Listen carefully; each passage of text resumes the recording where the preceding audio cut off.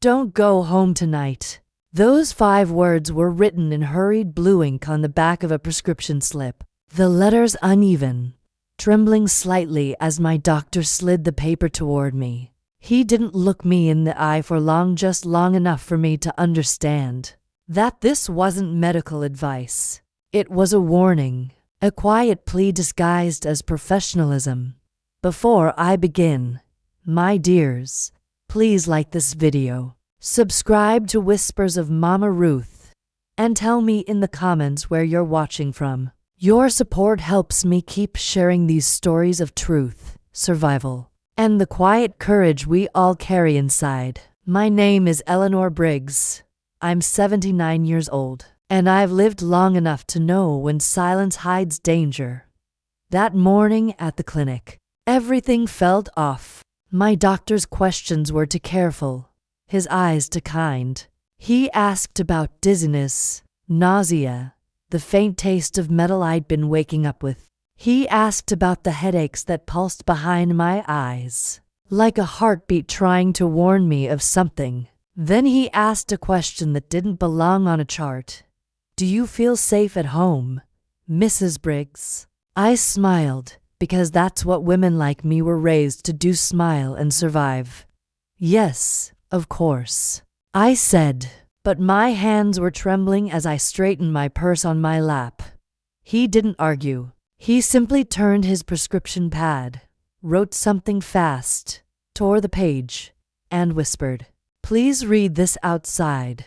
When I stepped into the corridor, the nurse wouldn't meet my eyes. She was filing papers that didn't need filing, pretending not to listen. That's when I unfolded the note and saw the words that would change everything.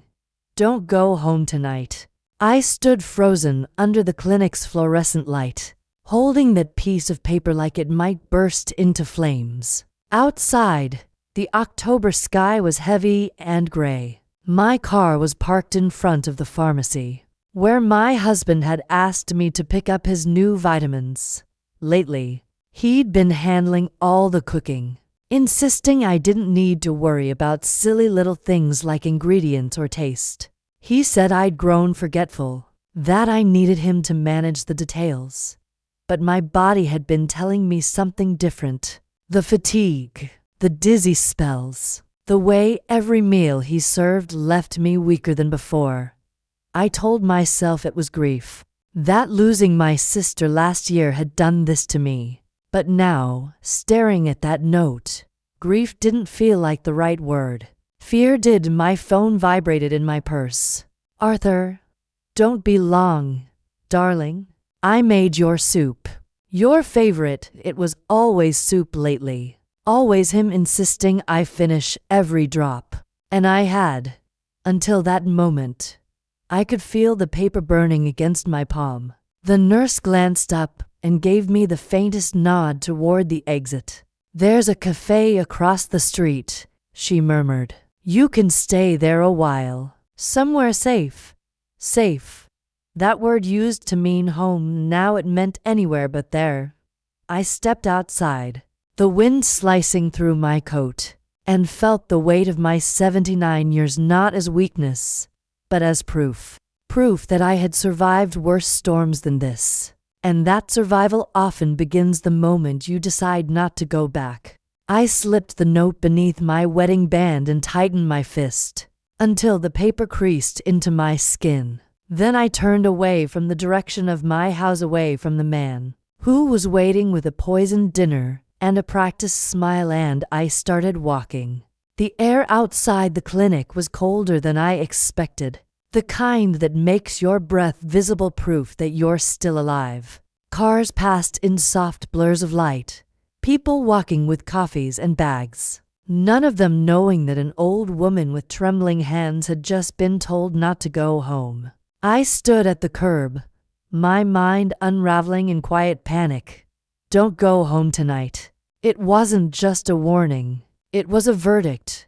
I didn't have a plan. I had my purse, $36, my car keys, and the doctor's words echoing like footsteps in an empty hallway. My first instinct was to call Arthur to tell him I'd be late. that the doctor wanted more tests, but then I saw the photo on my lock screen. It was him, smiling. The same smile that used to calm me now made my stomach twist. For nearly 50 years, Arthur Briggs had been my safe harbor, or so I believed. We'd built a life out of quiet routines, Sunday breakfasts, and the illusion of peace. But now, small memories began to rearrange themselves into a pattern I couldn't ignore. The pills he handed me each morning, vitamins. He said, the soup he insisted I eat, you'll feel stronger soon. Ellie, the way he'd taken over every little thing after my sister passed. You don't need to think anymore, darling. Let me handle it. My doctor had seen it in my blood work, traces of something that shouldn't have been there. He hadn't said the word poison, but I saw it in his eyes. And I knew, deep down, I had known for months. I crossed the street and entered a small cafe, half empty, smelling of cinnamon and burnt espresso. I sat near the window, facing the clinic across the road. The waitress, a young woman with curly hair and tired eyes, brought me tea without asking. Maybe she saw the note still clutched in my hand. Maybe she saw the kind of fear that doesn't belong to strangers but to survivors. As I stirred my tea, I realized I had nowhere to go. My sister was gone. My friends were all people Arthur had politely erased from my life one by one until I had no one left to call. That's how control begins, isn't it? Not with violence, but with isolation disguised as care. The nurse's voice replayed in my head. A shelter 2 streets over. Or a hotel, if you have cash. I didn't want pity. I wanted clarity. I opened my purse and checked the small envelope I'd kept hidden since my sister's death. $300 in cash, her last gift to me. For something special, she'd written. I had never used it. Maybe this was what she'd meant. I left the cafe quietly and walked toward the hotel. She must have meant the old Cedar Arms, a faded building with chipped paint and kind eyes at the reception desk. The clerk didn't ask questions when I signed the name Briggs. She handed me a brass key with a number engraved by hand. Room 204 inside. The room smelled faintly of dust and lavender cleaner. A single lamp flickered to life as I sat on the edge of the bed, staring at my phone. It vibrated almost immediately. Arthur, where are you? Then another. The soup's getting cold. Then, are you hiding something, Eleanor? I silenced the phone and placed it face down on the nightstand. The buzzing continued for minutes, like a trapped insect desperate to escape. But I wasn't answering. Not anymore. Somewhere between the ringing and the silence, I began to cry, not from fear, but from exhaustion. It wasn't just Arthur I had to leave behind. It was the version of myself that believed survival meant staying quiet. When I finally looked up, I saw my reflection in the mirror across the room. My hair, perfectly pinned that morning, was now falling loose around my face. My lipstick had faded. I looked older. Yes, but also more real. There was something in my eyes I hadn't seen in years, a spark of defiance. I reached for the nightstand drawer and found a Gideon Bible, the kind every old hotel keeps. I opened it without thinking, and a thin photograph slipped out. A family of 4, smiling at a picnic table, frozen in a happier time. The woman in the photo looked just like me, once. Before the quiet years, before the poison disguised as love. My phone buzzed again. But this time it wasn't Arthur. It was a number I didn't recognize. A text. Mrs. Briggs, this is Dr. Conway. Please, wherever you are, stay there tonight. Don't answer your door for anyone. My hand went cold. I typed back. Is it about Arthur? No response. Only the silence of a room where the truth had finally decided to breathe. Then, a sound. A car door outside. Slow footsteps in the hallway. Someone stopped right in front of room 204. 3 knocks. Then a voice. Soft, familiar, almost tender. Eleanor. It's me. Open the door. Darling. Let's talk.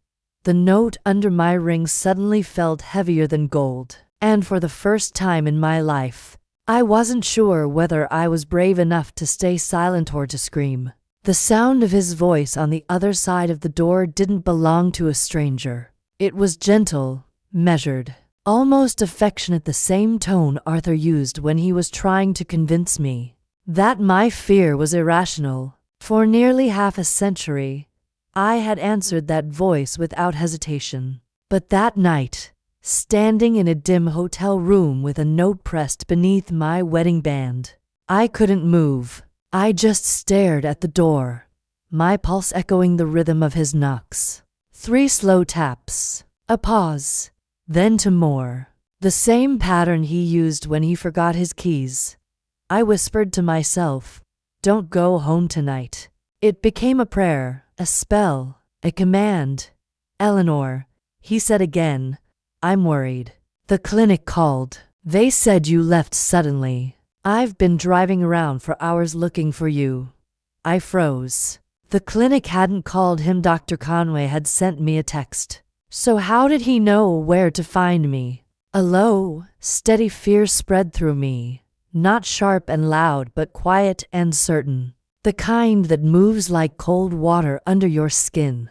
I glanced at the window, calculating. 2nd floor. Too high to jump, too visible to escape unseen.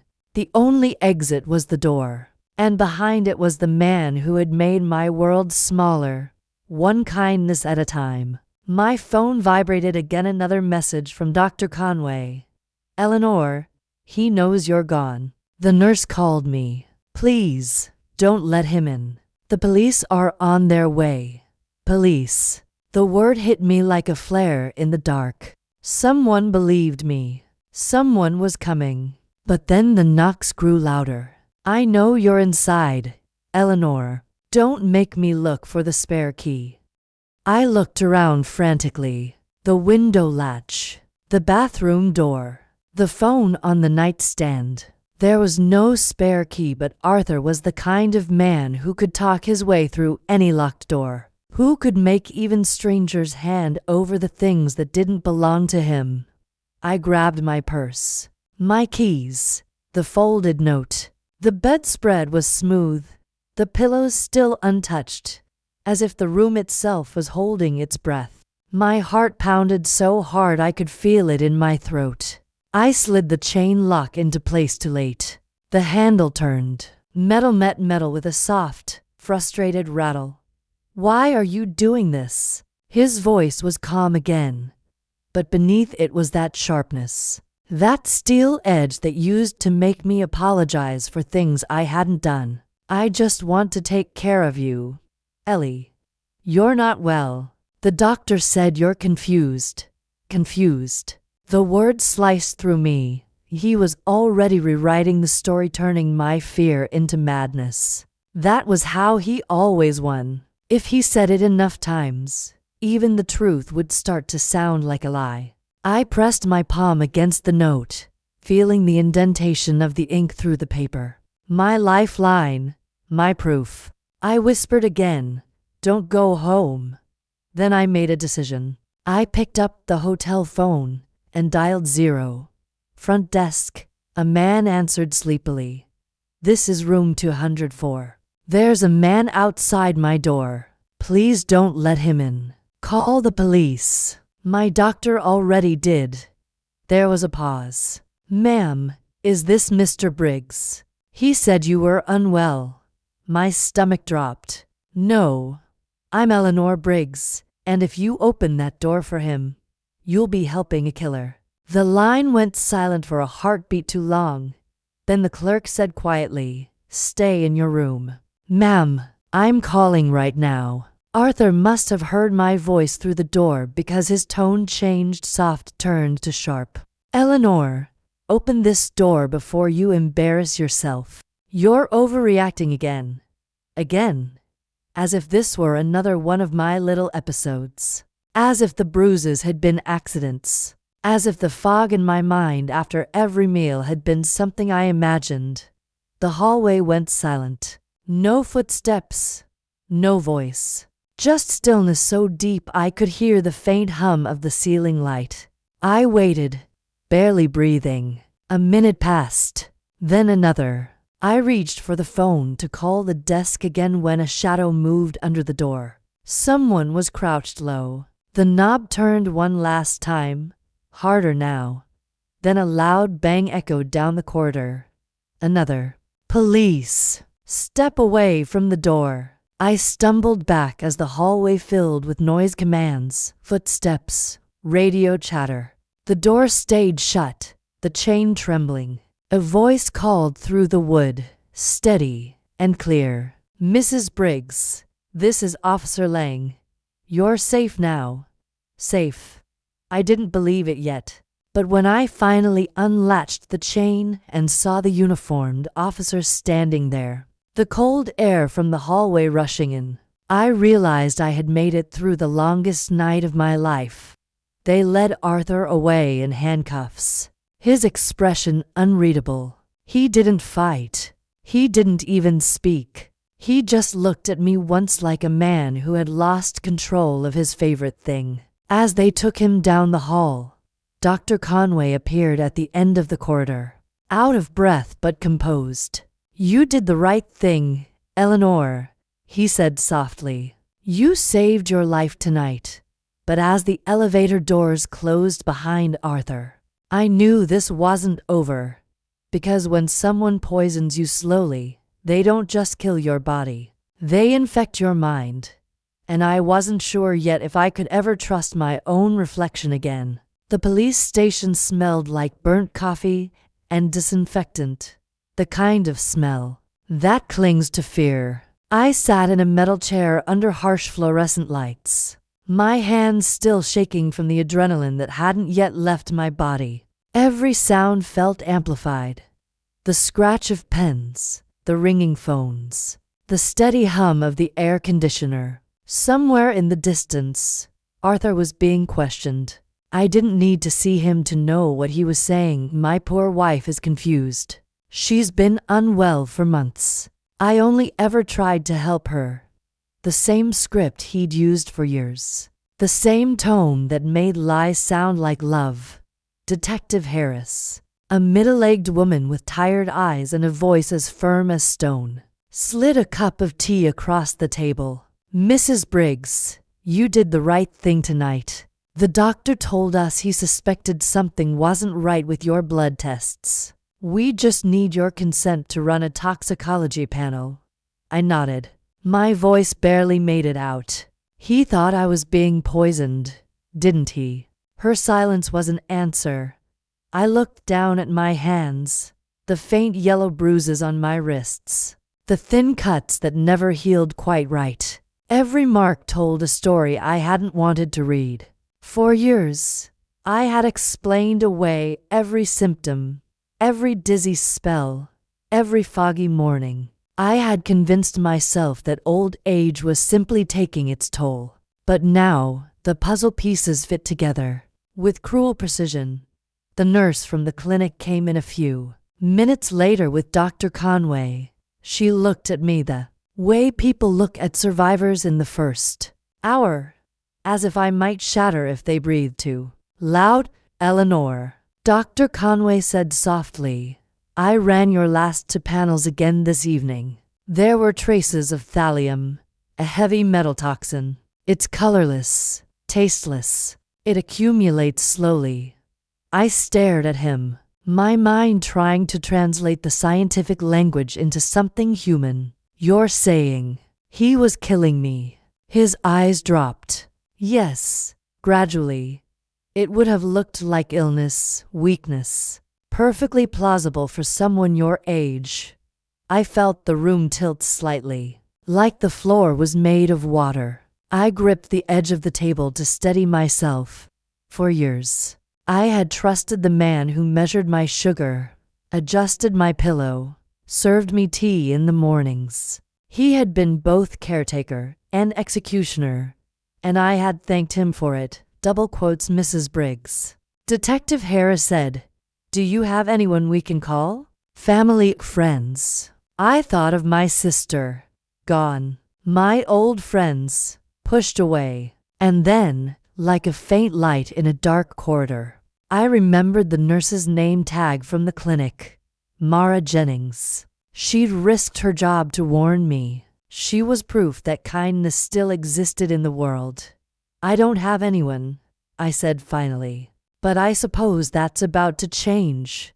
They took my statement until dawn. I told them everything. The soups, the pills, the slow isolation. How Arthur had sold my jewelry to cover bills.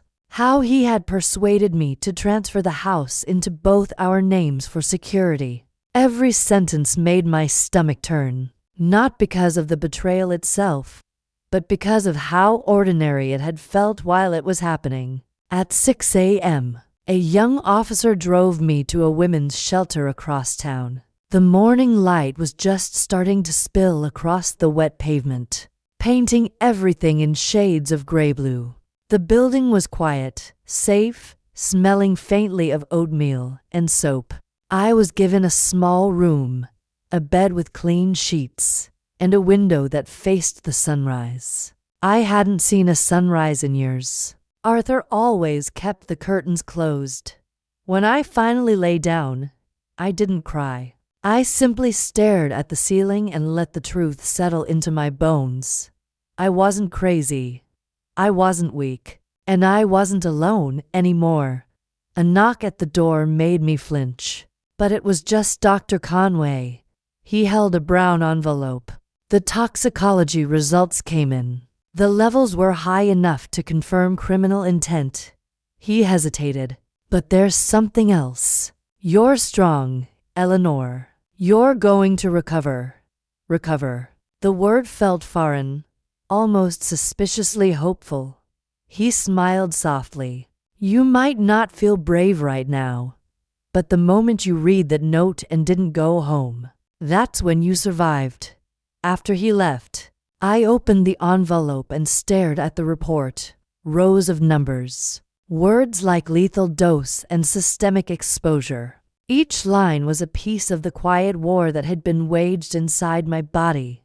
I folded the paper, tucked it into my purse next to the original note, and whispered to myself, "You survived, Eleanor. Now what will you do with that freedom?" The question lingered in the air as the sunlight crept across the wall, touching everything it hadn't been allowed to reach for years. And somewhere in another room of that same building, a woman was crying softly into her hands. Another voice. Another story waiting to be told. But for now, this one was mine. For the first time in years, I woke up to silence. Not the tense silence of a house ruled by fear, but a calm, steady kind, the kind that wraps around you like a blanket instead of a cage. The clock on the wall read 7:12 a.m., and the faint smell of coffee from the shelter's kitchen drifted through the hallway. For a moment, I didn't move. I just lay there, my hand resting over the small note still hidden beneath my wedding band. The edges had softened, the ink faded slightly, but the words still pulsed like a heartbeat. "Don't go home tonight." I was alive because I had listened. But surviving and living are two very different things. Downstairs, the women at the shelter moved quietly, some speaking in whispers, others just staring into their cups as if each sip held a piece of courage. I joined them, grateful for the anonymity. Nobody asked questions, and I didn't offer answers. When someone handed me a mug of coffee, I murmured, "Thank you." The words felt strange on my tongue. I had spent so many years saying I'm sorry that I had almost forgotten what gratitude sounded like. At the far end of the table, a woman with sharp gray eyes smiled faintly. "You're the lady from the news, aren't you? The one who caught her husband?" Her voice wasn't judgmental, just curious. I didn't catch him," I said softly. "I simply stopped dying." The women around us went quiet for a moment. Then someone whispered, "Good for you." That day, I met others like me, women who had escaped different kinds of prisons. One had fled a husband who controlled her with money. Another had left a son who stole her pension. I realized then that what had happened to me wasn't rare, it was just rarely spoken about. Abuse, I learned, doesn't always leave bruises. Sometimes it leaves receipts, or prescriptions, or half-finished bowls of soup. Detective Harris visited in the afternoon with updates. Arthur had confessed, partially admitting to misusing substances. As if slow murder were a clerical error. "He's claiming mental strain," she said, flipping through her notes. "His lawyer's going to argue diminished capacity." I almost laughed. He had enough capacity to measure every dose. Her expression softened. "You're right. And the evidence is solid. We found bottles labeled as vitamins, filled with thallium sulfate." The words should have made me feel vindicated. Instead, they made me ache. How many dinners had I thanked him for? How many times had I kissed the hand that stirred the poison? That night, when the lights dimmed and the shelter settled into quiet, I stood by the window watching the city's glow stretch into the horizon. I thought of my sister, her warm laugh, her habit of keeping secrets in envelopes. She used to tell me, "Eleanor, strength doesn't always look like a roar. Sometimes it's the whisper that says not tonight." I finally understood what she meant. I reached into my purse and pulled out the brown envelope Dr. Conway had given me. The toxicology report, the hospital statement, and the photo of Arthur in handcuffs. I placed them neatly on the desk. Next to them, I laid out a blank notebook I'd bought from the small shop near the shelter. On the first page, I wrote in careful, deliberate handwriting, October 16th, the night I chose myself. Then, below it, freedom starts small, with a single no. For years, my life had revolved around his schedule, his moods, his needs. Now I didn't even know what I liked to eat, or which flowers I preferred, or what songs made me cry for the right reasons. I had to learn myself again from the beginning. The next morning, I decided to start. I walked to a nearby cafe, a real one this time, not a hiding place. I ordered breakfast just for me, blueberry pancakes and strong coffee. When the waiter asked if I wanted sugar, I smiled. "No, thank you. I've had enough sweetness used against me." I sat there by the window, watching strangers pass by, feeling sunlight warm my face. It wasn't happiness yet, but it was peace, and that was enough for now. Then my phone buzzed. Unknown number. For a second, my heart stumbled. The message read, "Mrs. Briggs, this is Detective Harris. Arthur's lawyer is requesting to contact you for a statement. You don't have to respond. You're safe." Safe? The word didn't scare me anymore. It felt like something I'd earned. I turned the phone face down and watched the steam rise from my coffee. 4 years, I had waited for someone to save me. But the truth was simple, I had saved myself. Still, one thought refused to leave my mind, curling around my peace like smoke. Arthur had confessed only partially, which meant there were things I still didn't know. Things that might explain why the poison began when it did. And the next time the detective came, I planned to ask the next time Detective Harris visited. It wasn't with tea or small talk. She came with a thin folder, and the kind of expression people wear when they know what they're about to say will bruise someone's spirit. "Mrs. Briggs," she began, "we've been going through your husband's financial records. There's something you should see."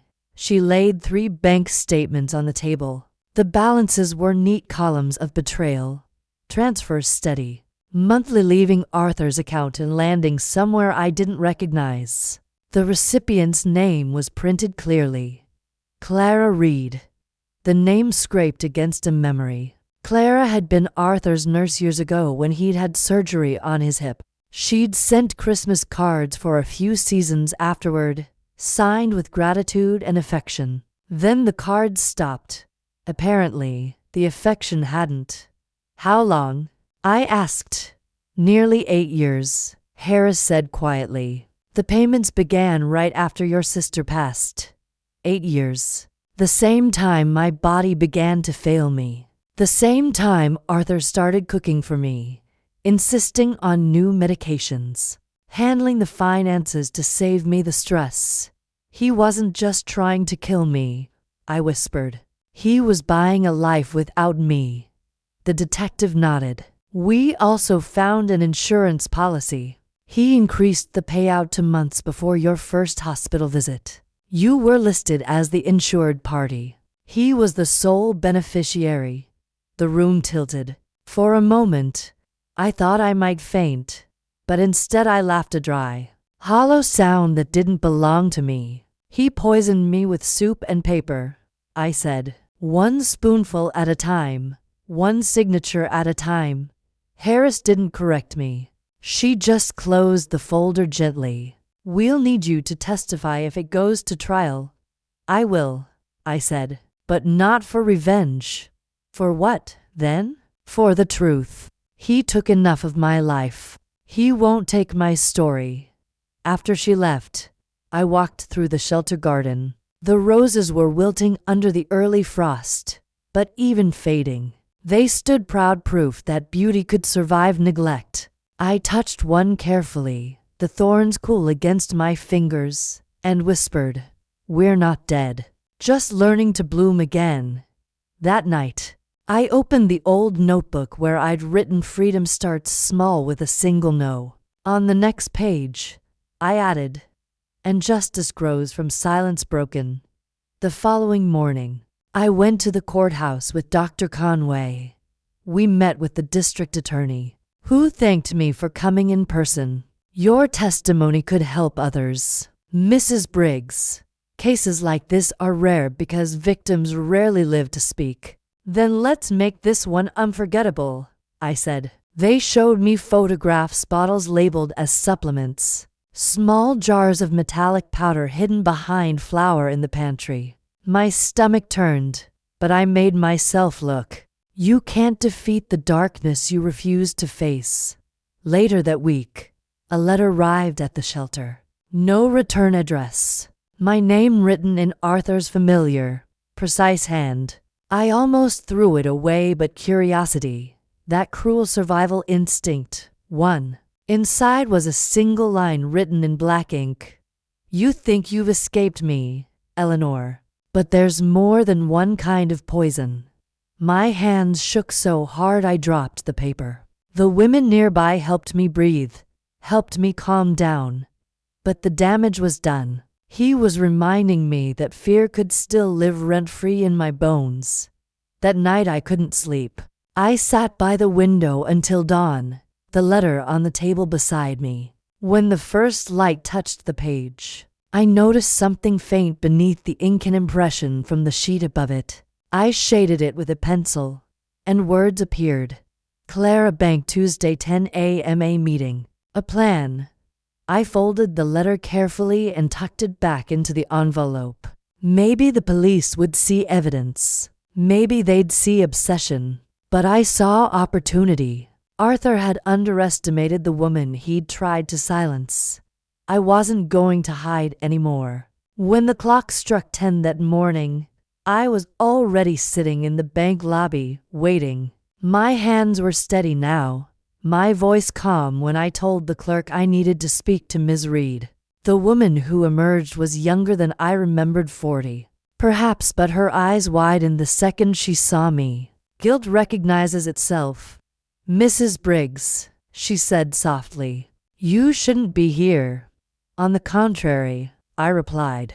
"I think this is exactly where I need to be." Her fingers trembled as she held the pen she didn't need. I never wanted it to go that far. He said you were dying anyway. I leaned forward. Then maybe you'll help me make sure he never hurts anyone again. For a long moment, neither of us spoke. Outside, a bus hissed to a stop, and life went on as if none of this mattered. But for me, it did. It was the moment I stopped being prey and started being purpose. When I left the bank, I walked into the sunlight without flinching. For the first time since that note was handed to me, I wasn't just surviving Arthur's poison, I was curing it, drop by drop, with truth. Clara's voice was a ghost of guilt, soft but unsteady, as if each word had to crawl past years of denial. We sat in a small conference room at the police department, sunlight filtering through half-closed blinds, dust spinning like tiny galaxies in the air. Detective Harris sat opposite us, her pen unmoving on the notepad. Clara didn't look at me at first. She stared at her hands, twisting the hem of her sleeve until the fabric nearly tore. He told me you were sick, Mrs. Briggs, that the doctors couldn't do much. I believed him. I wanted to believe him. Wanted? I asked. My voice didn't sound like mine. It carried the weight of every sleepless night, every spoon of poison. Tears welled in her eyes. He said you didn't want treatment, that you'd given up. He just didn't want you to suffer. She shook her head, a brittle laugh escaping. But the money kept coming, every month, and he stopped talking about mercy. Detective Harris leaned forward. You were aware of the transfers? Yes. He said it was to pay old debts. But I knew. Knew what? I asked. That he was waiting. He kept saying, soon. The words sliced through the room like a scalpel. Soon. I remembered the way he'd say soon when I asked about fixing the garden gate, or visiting the seaside again. He hadn't been talking about plans, he'd been promising an ending. Clara slid a small envelope across the table. These are copies of the emails. He wanted to sell the house as soon as. Her voice broke. As soon as you were gone. Detective Harris took the papers with gloved hands, her jaw tight. This helps us. It confirms motive and premeditation. I looked at Clara, at the woman who had shared his secrets, perhaps even his bed. There was pity there, but not forgiveness. She had been another ingredient in the recipe he'd been perfecting for years. I didn't know he'd really do it, she whispered. Yes, you did, I said quietly. You just hoped he'd fail. For the first time, she met my eyes, and in them, I saw something close to gratitude, a relief that the lie was finally collapsing. She signed her statement, and the detective escorted her out. When the door closed, the room felt heavier but cleaner, like a wound newly washed. Are you all right, Mrs. Briggs? Harris asked. I nodded. No, but I'm getting there. That night, back at the shelter, I unfolded Clara's emails again. They were mundane in their cruelty, plans about selling the house, converting my pension, even discussions about handling the doctor. My stomach twisted, but I forced myself to read every line. The poison had been physical, yes, but control had been his true masterpiece. I wrote in my notebook, the body heals slower than the soul, but the truth disinfects both. Over the next few weeks, the case gained attention. Reporters camped outside the courthouse. They called it the Soup Murder Case. The title made it sound like a fable, something distant and absurd. But I was living proof that it was real. The shelter gave me a room of my own, and the women began calling me Miss Eleanor, half survivor, half legend. Some even asked me to speak to new arrivals to tell them what courage looked like. The first time I stood before them, my hands trembled. Courage, I told them, isn't a roar. It's the whisper that says not tonight and the scream that finally follows it. They clapped softly. One woman wept. For the first time, I didn't feel small. I felt necessary. Later that evening, Dr. Conway visited with news. Arthur's lawyer is pushing for a plea deal, but the district attorney wants your testimony in open court. I'll testify, I said. If my story can save even one woman from mistaking control for care, then it's worth it.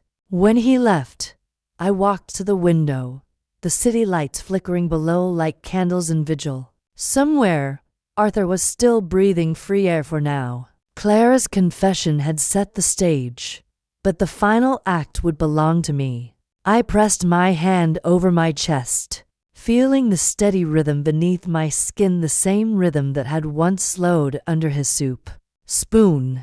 And for the first time, it wasn't just a heartbeat. It was a drum. The sound of a war that was finally mine to win. The courthouse smelled of wood polish and nerves. Reporters swarmed outside like hungry birds, their cameras flashing with the rhythm of curiosity and disbelief. Elderly woman survives husband's poison plot. That was the headline they'd chosen. I hated it. It made survival sound like luck, when in truth, it was a choice I'd made in the time it takes to read 5 words. Don't go home tonight. Inside, the courtroom was colder than I expected. Arthur sat at the defense table in a gray suit that used to belong to decency. His hands were folded neatly, his wedding ring still on, as if he could wear marriage like armor. He didn't look at me when I entered. He didn't have to. I could feel his presence, the same quiet arrogance that once filled our home like smoke. But this time, I wasn't the one choking on it. Detective Harris nodded at me from the front row. Dr. Conway sat beside her, his expression steady but kind. I took a deep breath and touched the small note still tucked under my wedding band. My talisman, my proof of life. The prosecutor, a young woman with fire in her voice, began simply, "Ladies and gentlemen of the jury, this is not a story about old age or illness. It's a story about trust, how it can be weaponized, how love can be turned into slow poison." She turned toward Arthur. The defendant did not lose his wife by accident. He tried to erase her, one spoonful at a time. Arthur's lawyer stood next, smooth and deliberate. Mr. Briggs is a man overwhelmed. He cared for his wife tirelessly. He made mistakes under emotional strain. Emotional strain. I almost laughed. Poison measured in teaspoons. Emails about insurance. A mistress paid with stolen life. Those weren't mistakes. Those were plans. Then it was my turn. When they called my name, the room fell quiet. My cane clicked softly against the floor as I walked to the stand. But I refused to let it make me look weak. I had spent too many years pretending to be small. Not anymore.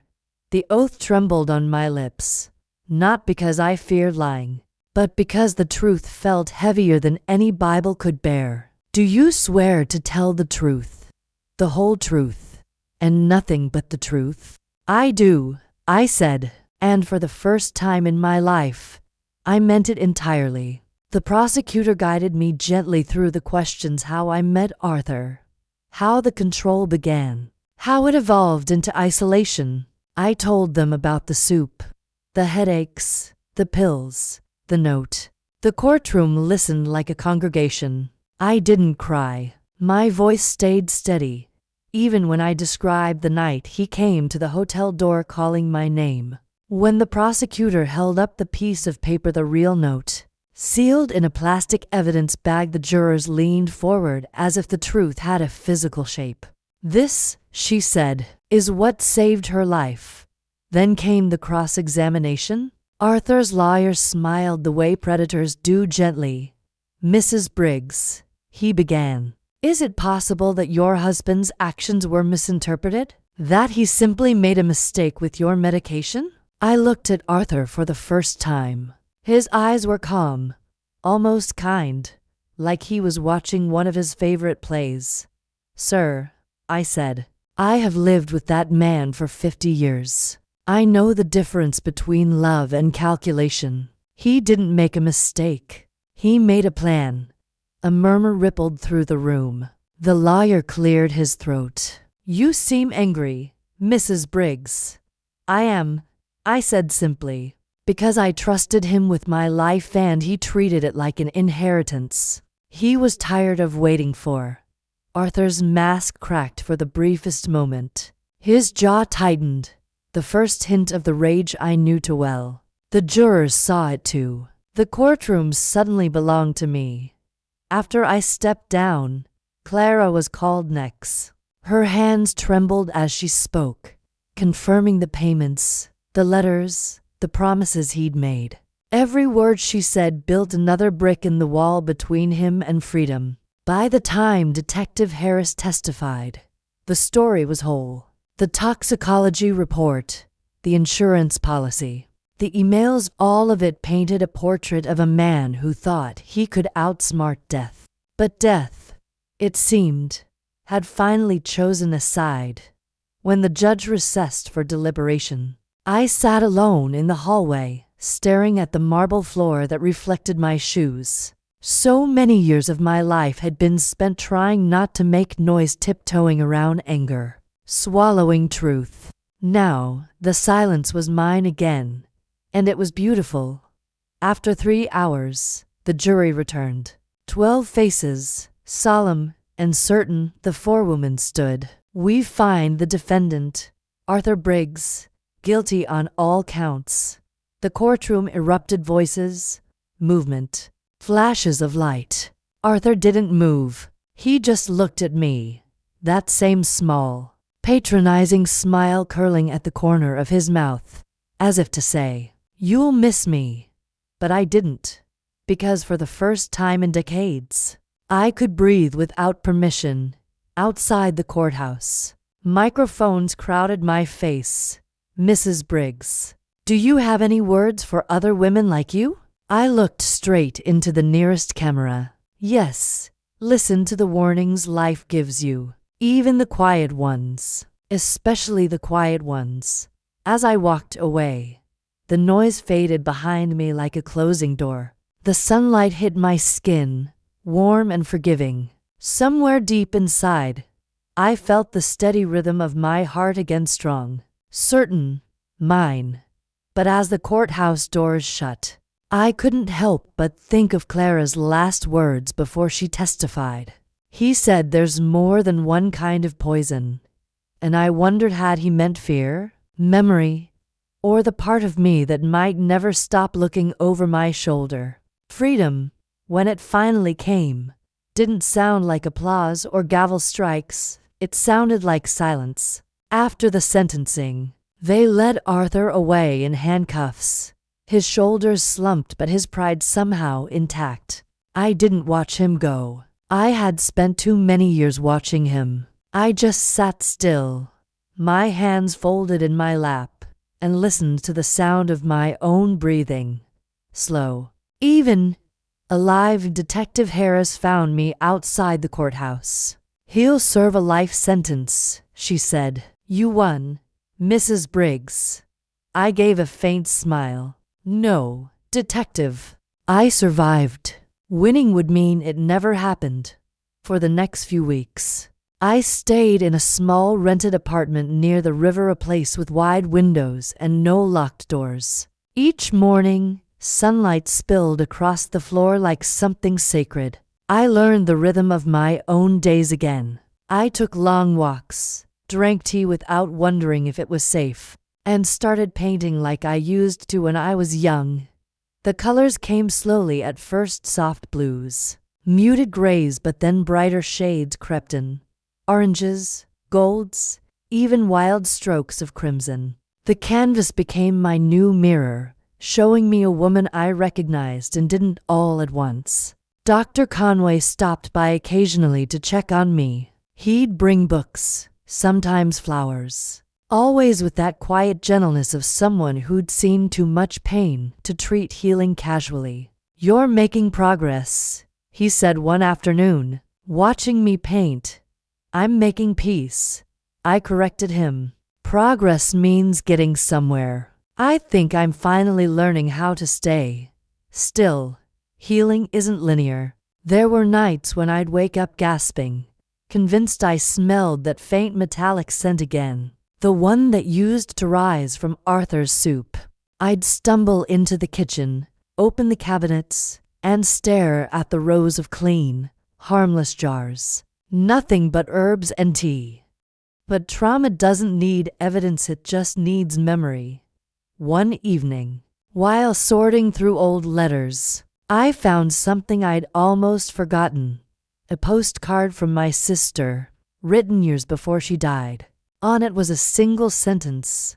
Don't let anyone convince you that love should taste like medicine. I laughed and cried all at once. She had known. Maybe not the details, but the shape of it, the quiet corrosion of my spirit. I pressed the card to my chest, whispering, I'm listening now, May. The news coverage didn't stop. Reporters sent letters. Podcasts requested interviews. Even a small documentary crew wanted to tell Eleanor's story. But I refused most of them. This wasn't a story about tragedy. It was about rebirth.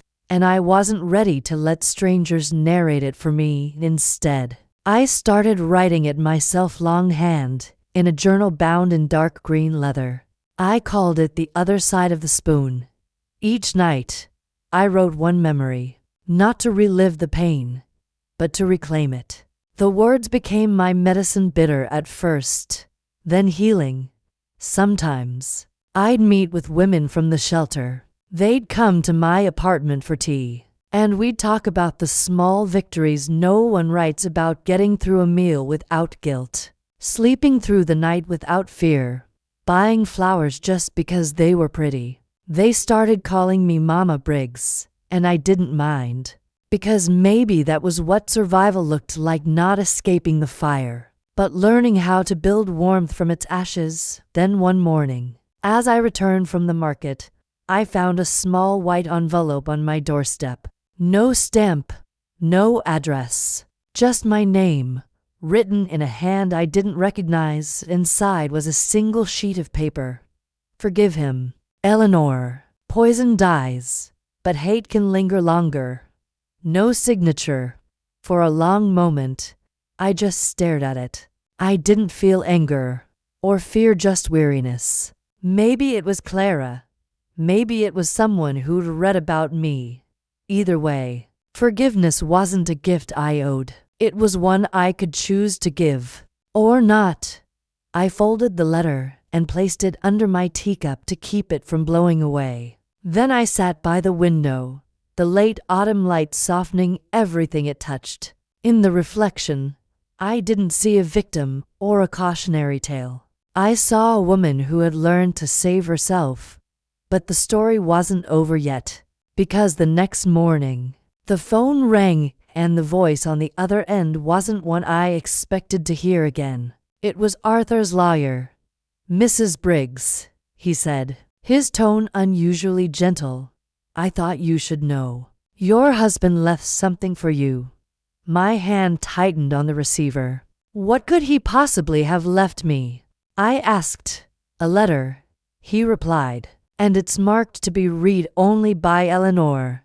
I hung up before he could say more. But the peace I'd fought so hard to build began to tremble, like a fragile glass in the path of an old familiar storm. Freedom had come with silence. But maybe, just maybe, there was still one last thing I needed to hear before the story could end. The letter came in a plain brown envelope, no seal, no flourish. No trace of the man who used to iron his shirts twice a day and polish his shoes until they reflected his face. Just my name, Eleanor Briggs, written in the same careful script that had once signed birthday cards and bank transfers alike. I sat at my kitchen table, the morning light stretching across the wood, touching the edges of the paper as if even the sun wanted to know what it held. My hand trembled only once before I tore it open. Inside were 3 sheets of lined paper. The handwriting was Arthur's. Precise, elegant, detached. I could almost hear his voice narrating it in that calm, reasonable tone that used to make madness sound like order. Eleanor, I imagine you hate me. Perhaps you should. But you must understand I never meant for things to go that far. You were slipping away long before the soup, long before the medicine. You stopped laughing. You stopped needing me. You made me invisible. When a man becomes invisible, he begins to disappear. I only wanted to matter again. Yours, Arthur, that was it. No confession, no apology. Just the same selfish poetry of a man who'd spent a lifetime mistaking control for love. I read it twice, then a third time, until the paper felt heavy with ghosts. And then I laughed. Not the bitter, broken sound of before, but something freer, like the air itself had loosened its grip. I stood, walked to the sink, and lit a match. The paper curled in on itself, blackening, shrinking, until it was nothing but ash. I flushed it down the drain, watching the last of him swirl away in the water. For 79 years, I had played many roles: wife, caretaker, patient, ghost. But that morning, as the smoke faded into sunlight, I became something else entirely, my own person. I spent the rest of the day doing small things that once felt impossible. I took a walk by the river, bought myself flowers, sat on a bench and let the cold wind kiss my cheeks. I wrote a letter to my sister, even though she's long gone, and tucked it between the pages of my journal. May, I made it. The world still spins. The sky is still wide. And I finally understand what you meant by strength in whispers. I'm free at sunset. I returned home and made soup. Not the kind he used to make, but my own recipe: fresh herbs, salt, a little cream. The taste was warm, real, mine. I raised the bowl toward the empty chair across the table. This, I said softly, is how survival tastes. As I ate, the city outside came alive, the distant hum of cars, laughter drifting through open windows, the rhythm of life moving forward. I thought about the other women at the shelter, about the quiet ones who still flinched when someone said their name too loudly. I would go back tomorrow, tell them everything. Not the tragedy, but the aftermath, the way freedom feels strange at first, like a new pair of shoes that don't yet know your steps.